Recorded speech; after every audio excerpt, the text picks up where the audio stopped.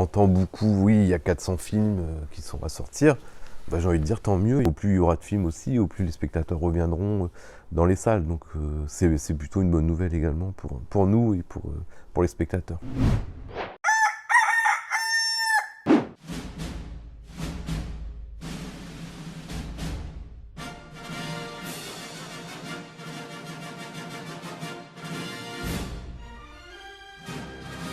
J'ai découvert les cinémas Templeuve lorsque j'étais étudiant. J'ai commencé en fait par un petit boulot en 98 où j'étais projectionniste. Je travaillais à l'époque pour Monsieur Fatras qui était le propriétaire des fonds de commerce du Modern Ciné. Donc en 2000, je sais qu'il a créé l'Olympia Ciné, rue d'Orchy. Il y a très longtemps, c'était déjà un cinéma et ça a été fermé, c'est devenu une solderie et puis ça a été réhabilité en salle de cinéma en 2000. Moi, en 2008, j'ai repris l'exploitation des cinémas Templeuve en partenariat avec la mairie et la communauté de communes. Les salles de Templeuve, pendant des années, étaient au regard des salles des villes de même population, étaient le premier cinéma de France en termes d'entrée. Des petites salles comme celle-ci existaient quand même encore il y a une vingtaine d'années, étaient quand même assez courantes,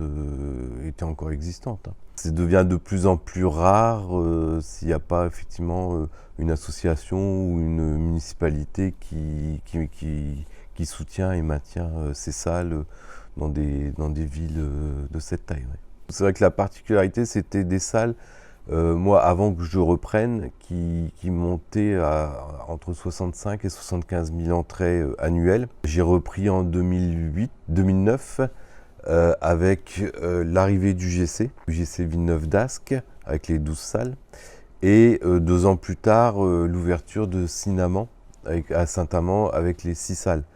Donc on a eu une période un petit peu difficile lorsque j'ai repris, où les entrées étaient retombées à 55 000 entrées à peu près annuelles.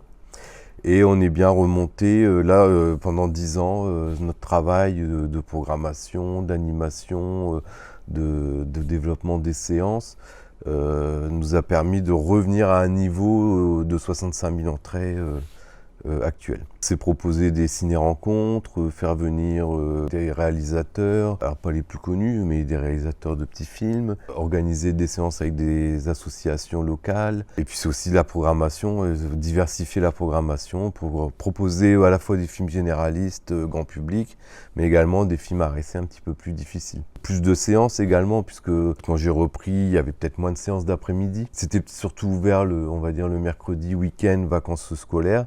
Et au fur et à mesure, nous, on a proposé vraiment une programmation toute l'année, avec seulement le lundi en jour de fermeture. Donc plus de séances, plus de propositions, et notamment pour les seniors aussi en après-midi, séances qui n'existaient pas et qui rencontrent un beau succès également. Alors, on aura été fermé du 15 mars 2020 au 15 juin 2020. On aura une réouverture de juin à octobre.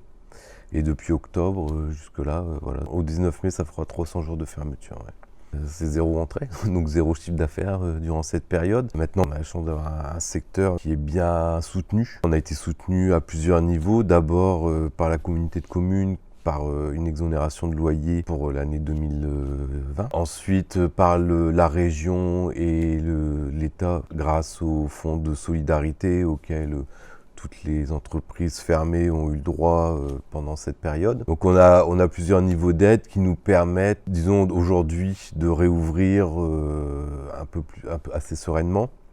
Maintenant, la période en fait la plus difficile pour nous, c'est la période d'ouverture de juin à octobre, où c'est là où il n'y avait pas eu d'aide et que on a eu effectivement, les niveaux d'entrée étaient vraiment très très faibles au regard de l'exploitation, et c'est cette période-là qui a été la plus difficile, et celle celle qui arrive, on verra bien, on espère que les spectateurs vont revenir rapidement, retrouver le chemin des salles et qu'on pourra ouvrir sereinement. Et voilà. On réouvre dans les mêmes conditions qu'avant, c'est-à-dire masque obligatoire dans le cinéma, gestion des flux, entrées différentes de la sortie, gel hydroalcoolique à disposition, espacement des séances assez important pour aérer la salle entre deux séances. Là, la différence en plus, c'est qu'on nous rajoute une notion de jauge qui va être assez faible, puisqu'on va être à 35% pendant les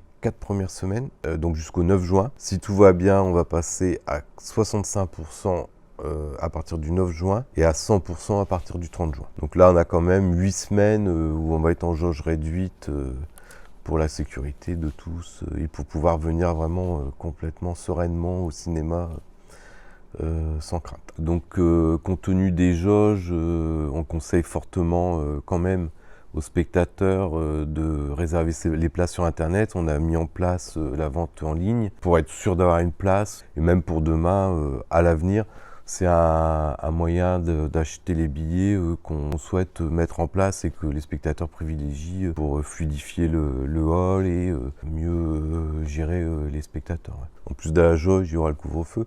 Donc les distributeurs se précipitent pas non plus aujourd'hui pour sortir leurs films tout de suite. Donc là, on va réouvrir avec les films qui étaient, c'était un engagement que l'on avait pris auprès des distributeurs, les films qui étaient en exploitation au moment de la fermeture vont être repris. Donc principalement, c'est Adieu les cons, Polly, ADN, Drunk. Voilà, en plus, c'est des films dont on a un petit peu entendu parler avec les Césars et les Oscars, donc c'est bien, c'est des films d'actualité et qui sont fortement attendus, je pense. Le plus gros souci, je pense, ce sera octobre, à partir des vacances de la Toussaint, où là, tous les distributeurs vont vouloir se positionner sur cette période, et c'est là où je pense que ça va être compliqué. Maintenant, voilà, je pense que oui, on entend beaucoup, oui, il y a 400 films qui sont à sortir. Bah, j'ai envie de dire tant mieux, et puis que le spectateur, nous on est dans un métier de l'offre, donc au plus il y aura de films aussi, au plus les spectateurs reviendront dans les salles. Donc c'est plutôt une bonne nouvelle également pour nous et pour les spectateurs. Il y a un ou deux films que vous attendez particulièrement ? Oui, déjà le James Bond, des films beaucoup de films dont on parlait et qui à chaque fois ont été décalés. Le plus attendu, c'est le prochain 007. En film français, en comédie, il y a OSS 117 qui va sortir cet été. Après il y a un film très attendu à l'automne, un film de Valérie Lemercier qui a réalisé et interprète Céline Dion.